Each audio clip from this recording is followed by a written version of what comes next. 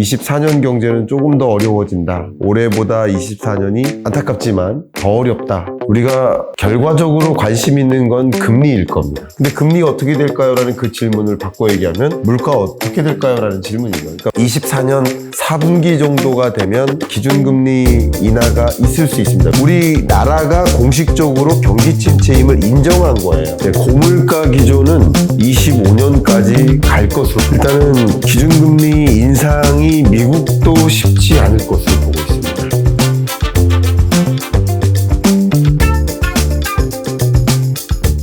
다양한 분야의 전문가를 초청해 전문 지식을 전해드리는 전문가 초대석. 여러분 인생의 터닝포인트를 위한 김효지의 성공의 키 시간입니다. 오늘 이 자리에 경제학자이신 김강석 교수님을 모셨습니다. 안녕하세요, 교수님. 네, 반갑습니다. 반갑습니다. 네. 네, 두 번째 네. 뵙는 걸로 알고 있는데 네. 이렇게 다시 출연해주셔서 감사합니다. 초대해 주셔서 감사합니다. 네. 네. 교수님 요즘 너무 바쁘다고 들었어요.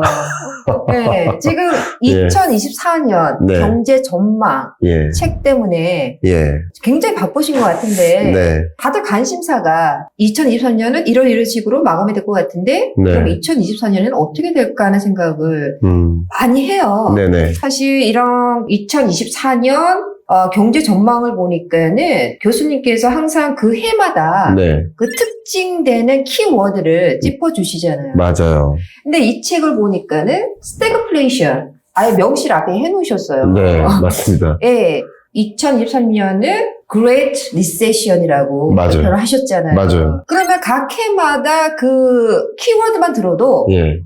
이번에는 어떻다는 느낌이 오거든요, 교수님. 예. 그래서 2023년 이제 하반기 얼마 남지는 않았지만 2023년 경제를 어떻게 변할 수 있을까요?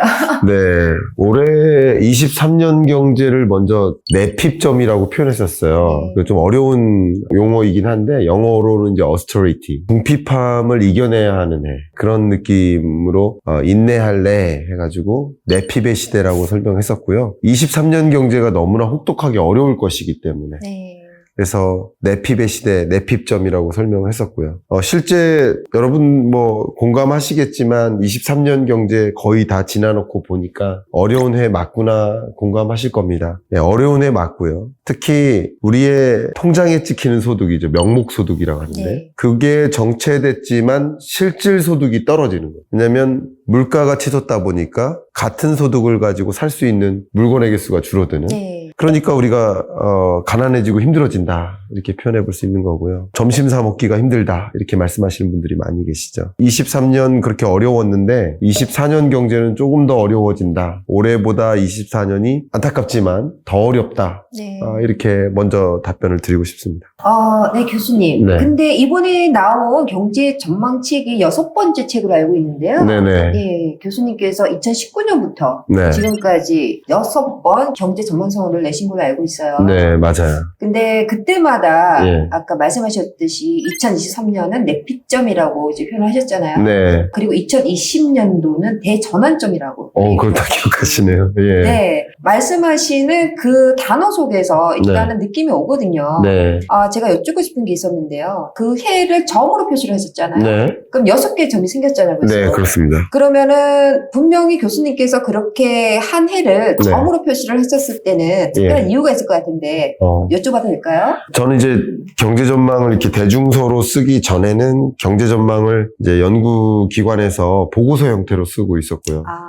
그렇게 총 경제 전망 보고서까지 참여한 횟수로 보면 한 20개 정도 네. 이렇게 되는 것 같습니다. 이제 대중서로 쓰기 시작하면서 여러분들께 좀 명확하게 그 해를 설명하는 표현을 던져드리고 싶었고요. 네. 그리고 그 던져드리는 한 가지 표현이 점으로 표현이 되면 저는 2050년까지 쓰기로 약속을 해서 와. 그러면 그걸 다 이으면 이제 선이 되잖아요. 네. 우리는 그 선을 살아가고 있기 때문에 지금 이 순간도 큰 기다란 시간 속에서는 점에 해당되니까 그 해를 점으로 표현하고 있는 겁니다. 네.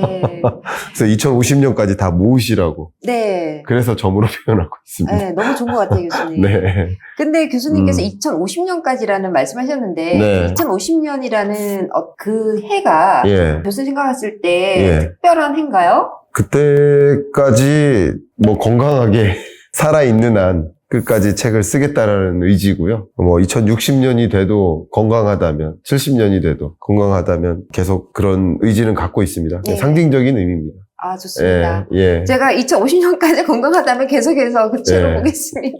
네, 그러시죠. 예, 눈 건강 잃지 마십시오. 네.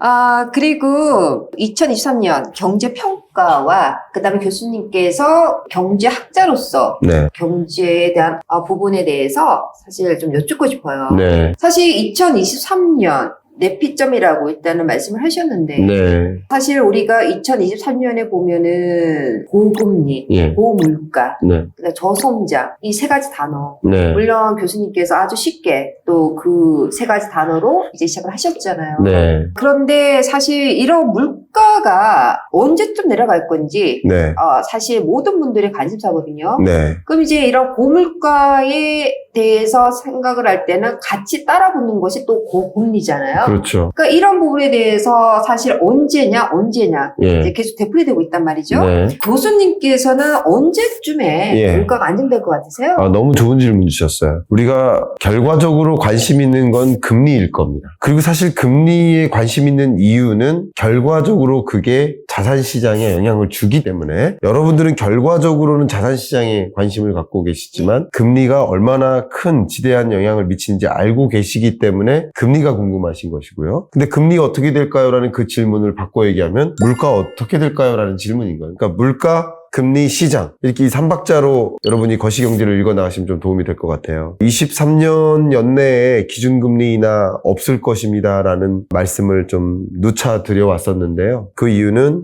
22년부터 발생한 이 초인플레이션이 물가가 잡히지 않은 상황에서 그러니까 물가 잡으려고 금리 인상했는데 물가가 잡히지 않은 상황에서 금리 인하를 한다는 것은 상식에 부합하지 않기 때문이다. 상식에 부합하지 않는 의견이다라고 저는 표현을 해왔어요. 좀 강하게 말씀드린다면. 그래서 금리 인하는 당연히 23년 연내에 없는 것이다라고 설명해왔고 24년 연내에 금리 인하 있을까? 이 질문이 결국 물가 잡힐까? 이 질문하고 똑같아요. 근데 24년 연내에도 이 고물가 기조가 계속 지속될 것이기 때문에 그렇기 때문에 스태그플레이션이라고 할 수 있고요. 목표하는 물가 상승률 미국은 2%, 우리나라도 2%지만 2%라는 그 목표 물가를 상회한 채 이 물가 상승률의 흐름이 유지될 것이라서 24년 연내에도 기준금리 인하가 쉽지는 않아 보입니다. 근데 월별로 봤을 때는 24년 4분기 정도가 되면 기준금리 인하가 있을 수 있습니다. 왜냐하면 물가 상승률이 월별로는 2%에 부합하게 혹은 2% 언더로도 떨어질 수 있습니다. 물론 지금 일어나고 있는 이 중동 전쟁이 얼마나 확전되느냐. 확전되면 국제유가 높게는 $150까지도 갈 수 있어요. 배럴당. 그렇게 전망하고 있습니다. 그럴 경우 물가에 대한 스탠스, 금리에 대한 스탠스는 다 바뀝니다. 네. 당연히 조정해야 돼요. 근데 지금과 같이 이스라엘 하마스 전쟁이 국지전으로 끝날 거라는 전제하에 물가를 전망해 본다면 24년 4분기 정도면 미국 물가 상승률이 2% 목표 물가에 부합하는 수준으로 올 것이고 그러면 금리 인하가 정당해지는 거예요. 쉽게 말하면.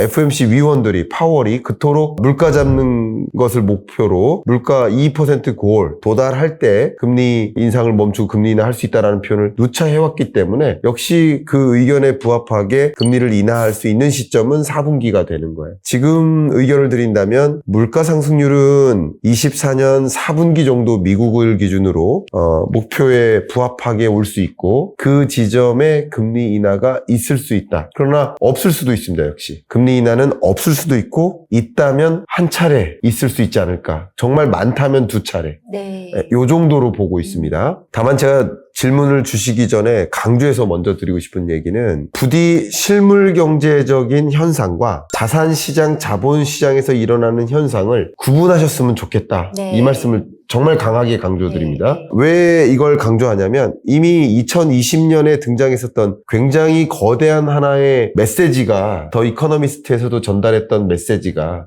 영어로 잠깐 표현해보면 The Gap Between Main Street and Wall Street. 형이상학적인 표현인데 Main Street은 Real Economy, 실물 경제입니다. Wall Street은 우리나라로 치면 여의도인데 이게 자본시장을 뜻해요. 실물 경제적인 현상과 자본시장에서 나타나는 현상이 거대한 갭이 나타난다. 벌어지고 좁혀지지 않는다라는 네. 그런 표현인 거예요. 우리는 경험했습니다. 2020년에 팬데믹 경제 위기 때 이토록 경제가 악화된 적이 없었어요. 근데 자산시장, 자본시장은 뜨거웠거든요. 2022년에 실물 경제는 제자리로 돌아가고 있었어요. 22년 경제전망서의 그 점은 회귀점이에요. 코로나19 이전 수준의 리얼 이코노미 수준으로 돌아간다. 실제 돌아가고 있었습니다. 네. 그런데 자산시장, 자본시장 무너졌거든요. 주식시장도 마찬가지 무너졌어요. 23년 경제 경기 침체 국면입니다. 한국은행 총재도 이번 국정감사 때 경기 침체임을 공인하듯이 공감했습니다. 잠재 성장률을 밑도는 이런 경기는 경기 침체 맞습니다라고 공언했습니다. 우리나라가 공식적으로 경기 침체임을 인정한 거예요. 경기 침체가 왔는데 자산시장 보세요. 23년 중반을 기점으로 전국 평균 아파트 매매 가격이 상승 반전하죠. 주식시장도 마찬가지. 이 경기 침체 양상 속에서 22년 10월이 주가의 바닥이고 23년은 그거보다는 낮거든요. 계속 엇박자이지 않습니까? 그러니까 제가 지금 말씀드리는 게 스태그플레이션이고 경기 침체 맞아요. 그런데 그게 곧 주가 침체, 그게 곧 부동산 침체라고 받아들이시지는 않으셨으면 좋겠다. 두 가지가 다른 것이다라는 것을 먼저 강조할게요. 그렇게 여러분이 다를 수 있구나. 그러면 왜 다른지. 그러면 실물 경제적으로는 고물가, 고금리, 저성장이 더 가중되니까 힘들어질 것이고, 근데 자산시장, 자본시장에서의 모습은 그것과는 좀 다른 양상이겠구나라는 것을 먼저 가정하시고, 그걸 다를 수 있겠다라는 것을 어느 정도 전제로 깔아보시고, 그리고 이 시장을 들여다보는 연습이 필요하지 않을까. 저는 그런 생각을 좀 들어봅니다. 아, 네. 네. 너무 쉽게 잘 얘기를 해주신 것 같아요. 네. 지금 사실 그 경제 침체 부분에 있어서 고물가, 예. 한국 같은 경우 언제쯤 답아질 수 있을까? 아니면은 특별한 환경적인 변화가 없다면 네. 2025년까지도 갈 수 있는지 사실 네. 좀 궁금했어요. 예, 고물가 기조는 25년까지 갈 것으로 보고 있습니다. 근데 제가 지금 말씀드리는 그 물가 상승률은 연간 물가 상승률이고요. 근데 연간 물가 상승률로 보면은 24년에도 2% 언더로 안 내려가죠. 그러니까 인플레이션 구간 맞아요. 근데 물가 상승률이 24년 끝자락이 되면 2% 언더로 갈 수 있습니다. 그렇기 때문에 25년 정도가 되면 이제 인플레이션이 끝날 수 있겠구나. 물론 실물 경제, 리얼 이코노미에서 경험하는 그 물가 자체는 떨어질 리 없습니다. 물건의 가격은 여전히 비싸고 작년에도 5% 올랐는데 5% 오른 그 가격에서 3% 또 오르니까 얼마나 비쌀까요? 계속 비싸지는 거예요. 근데 이 자본시장에서 중요한 것은 물가가 아니라 물가 상승률이거든요. 그러니까 물가 상승률이 2% 언더로 떨어지느냐 이걸 말씀드리는 건데 2% 언더로 떨어지는 지점은 현재로서는 다른 외재적인 변수가 없다면 25년 정도로 보고 있습니다. 그러니까 목표 물가에 부합하는 거예요. 그러면 경기나 그 밖에 나머지 여건들도 고려하면서 금리 인하를 단행할 수 있는 시점이 오는 거죠. 그렇게 저는 가정하고 있습니다. 알겠습니다, 네. 교수님. 미국 연준이 이제 11월 2일 기준금리 발표가 있다는 거는 다들 알고 계실 텐데 네. 사실 미국에서도 그렇고 한국에서도 그렇고 길을 쫑긋 세우고 있거든요. 네, 맞습니다. 이거 어떻게 바라보고 계세요? 일단은 기준금리 인상이 미국도 쉽지 않을 것으로 보고 있습니다. 네. 지금 5.5%의 기준금리에서 한 차례 더 올리느냐, 5.75%로 가느냐, 아니면 더 가지 않고 5.5%에 계속 맴돌고 유지시켜 나가느냐. 네. 그 두 가지가 하나의 의사결정인데 지금으로서는 인상하기 어렵다에 좀 무게를 두고 있습니다. 네. 왜냐하면 금리 인상한 그 결과는 바로 물가 지표인데 우리가 10월 마지막 금요일 날 발표되는 게 미국 PCE 물가 상승률이에요. 그게 굉장히 중요한 지표예요. 근데 미국 물가 지표가 10월 말일 마지막 금요일 날 발표되는데 근데 이 마지막 날 발표되는 물가 상승률이 10월 물가가 아닙니다. 9월 물가입니다. 그럼 11월 2일 날 만약에 금리를 인상하면 그 금리 인상의 효과는 11월 물가에 반영이 된다고 생각하지만 11월이 아니라 한 12월 정도에 반영이 돼요. 그러니까 금리 인상분이 물가에 적용되는 그 수순을 생각해보면 2개월 정도 격차가 나요. 그러면 11월 금리 인상한 그 결과 물가 상승률이 반영되는 지점은 그러면 1월 물가 상승률에 반영이 될 텐데 네. 그 1월 물가 상승률은 2월 정도, 2월 끝자락에나 확인한다는 거예요. 네. 그러니까 우리가 물가 지표를 확인해 가면서 금리 인상을 하기에는 이게 시점적으로 격차가 많이 나니까 네. 한 번 더 지켜봐야 된다. 그러니까 금리 지금까지 5.5%로 급하게 올려왔는데 그 결과 물가가 잡히는지 여부는 더 확인해 봐야 된다라는 것이고, 또 한 가지는 물가는 어쨌든 뭐 여러 가지 변수들이 있겠습니다만 지금으로서는 물가 상승률은 다시 예전으로 뭐 9.1% CPI 기준으로 다시 가지 않는다는 전제하에서 물가 상승률은 지금 3, 4%대에서 끈적끈적하게 스티키하게 유지될 것으로 보고 있어요. 그러면서 조금 하향 안정화되는 것으로 보고 있기 때문에 조금 더 지금 금리 인상한 그 효과가 실물 경제에 나타나는 그 모습들을 지켜볼 시점이라고 판단할 가능성이 높고요. 네. 한 가지. 네.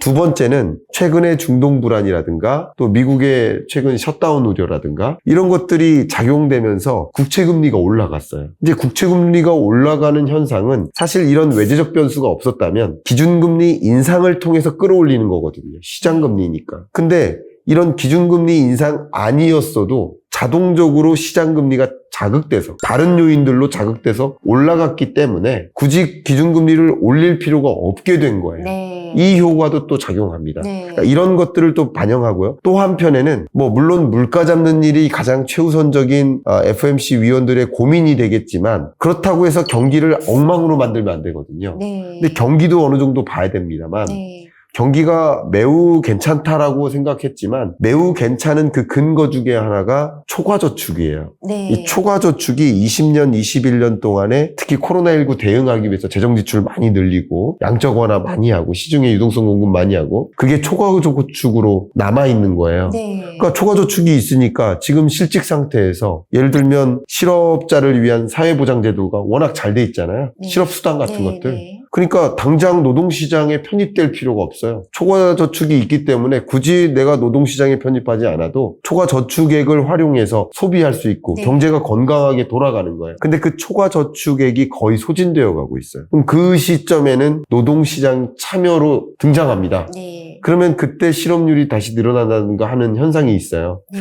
그러니까 경기가 뚜렷하게 악화되지 않는 모습들이 고용시장도 타이트하고 소매 판매도 잘 일어나는 그런 배경이 이런 것들이었는데 네. 이런 요인마저 이제 끝나간다면 미국도 점차 경기 침체 상황에 진입될 것으로 보고 있어요. 네. 그러니까 FOMC 위원들도 이것을 예의주시하고 있기 때문에 이 경기 침체 무시하고 마음 놓고 금리 인상할 수가 또 없는 거예요. 네. 그러니까 그런 것들을 고려해서 지금으로서는 기준금리 인상이 좀 한 번 더 쉬어가거나 그 다음으로 미루거나 아니면 미뤘을 때 이 기준금리 인상에 따른 그 효과가 나타나는지를 확인하고서 그때는 기준금리 인사가 더 없는, 그러니까 5.5%에서 계속 유지되는 그런 시나리오를 배제할 수 없는 상황이라고 보고 있습니다. 네. 완전 클리어 됐어요, 형 교수님. 아, 그러세요? 네. 그 세 가지를 요약을 하셨는데 네. 완전히 클리어 돼버렸어요. 네, 감사합니다. 네, 제가 감사합니다. 정말 펑펑 울면서 씁니다. 23년에도 그랬고 24년에도 네. 그랬고 정말 펑펑 울면서 씁니다. 24년 경제를 선명하게 보여주는 것 같아서 근데 또 오르막이 남아있는 기분, 네. 그게 정말 힘든 거고 상처의 그 기억이 사라질 겁니다. 점차 상처의 흔적이 남아있는 거죠. 흉터처럼. 그게 공포감이거든요. 심리 사이클이 예. 어떻게 보면 선행되는 거네요. 그렇죠. 네. 그러니까 그 구조를 이해하시고 자본시장을 좀 접근하시는 것이 좋지 않을까 생각합니다. 미국 주류 사회에서 공인하는 미국 부동산 전문가 김효지 대표의 첫 저서 미국 부동산이 답이다.